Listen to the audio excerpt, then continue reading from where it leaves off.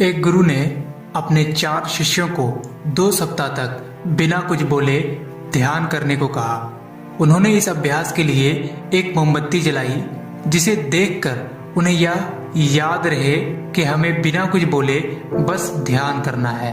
जिसके बाद उन लोगों ने ध्यान करना शुरू किया। जैसे ही पहला दिन ढला और रात होते होते मोमबत्ती टिमटिमाकर बुझ गई। इसे देखते ही पहले शिष्य ने कहा, अरे ये क्या, मोमबत्ती क्यों बुझ गई?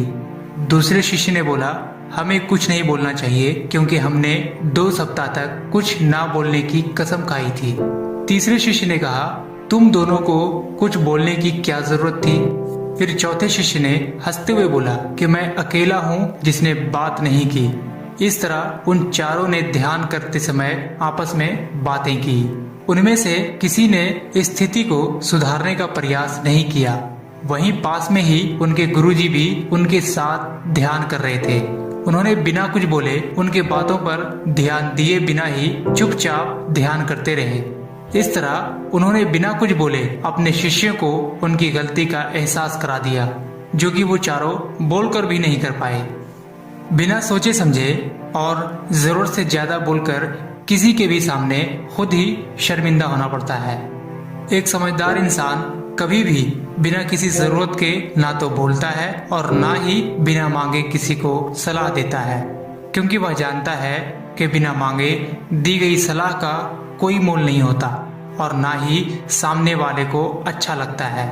लेकिन आज ऐसा है कि किसी ने अपनी प्रॉब्लम सुनाई नहीं कि उसे सलाह देना शुरू कर देते हैं। लेकिन ज्यादातर लोग ये चाहते हैं कि बस आप उनकी प्रॉब्लम को सिर्फ ध्यान से सुन लो तो कुछ देर के लिए उन्हें अच्छा महसूस होता है।